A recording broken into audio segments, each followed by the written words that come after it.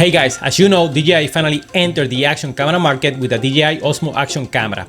That is an impressive camera with dual screen front and back, useful for vlogging and for framing your images, has electronic image stabilization, can record 4K up to 60 frames per second, can do time lapses, basically it can do it all. I already purchased mine the minute it came out, and while I'm waiting to get it, I actually started having second thought about if number one, if I already have an action camera, that even though it might not have all the and whistles of the new DJI technology, it still can compare head to head with the DJI Osmo Action, and number two, if actually that camera that I already own might be even more useful for vlogging and more durable than the DJI Osmo Action.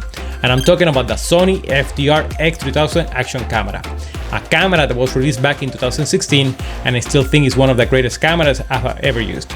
Let's see what I'm talking about. Alright guys, just to give you a brief summary of what the Sony X3000 can do, it can shoot video in 4K up to 30 frames per second at 100 megabits per second, and that is something very similar to the DJI Osmo Action.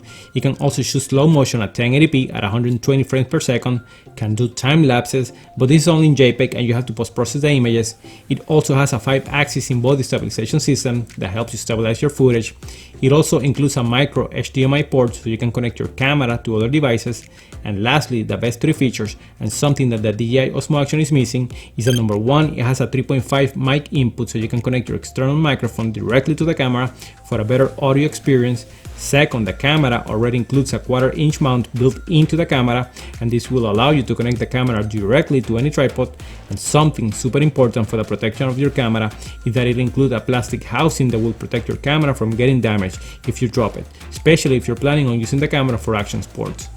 In addition, the Osmo Action is also being marketed as a vlogging camera, and I think it's a beautiful design and a brilliant idea what they just created. The fact that you can frame yourself in front of the camera, or if you're behind the camera and taking pictures and still see the images, is just brilliant. Even though the design of the Osmo Action seems to be more up to date and more advanced, the possibilities on the other hand of the Sony FDR with the already included options that we just mentioned makes me believe that the Sony still might be a better camera overall. For example, if you want to vlog and have a better audio experience, you can actually connect a professional microphone directly to the camera and still get better audio than the Osmo Action. In addition, even though the Sony FDR doesn't have a screen that you can frame yourself, if you add this remote control to your Sony system, it not only allows you to frame yourself in front of the camera, but also allows you to frame yourself far away from the actual camera. And that is something, in my opinion, super important because you can still know what's in frame close to the camera or far away. Alright guys, so the purpose of this video is not to make you think that the Sony FDR is better than the DJI Osmo Action or the other way around.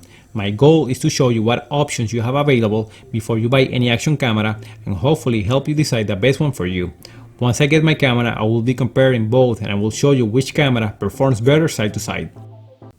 Alright guys, thanks for watching and subscribe to my channel for more camera, tech and drone reviews. See you in the next one.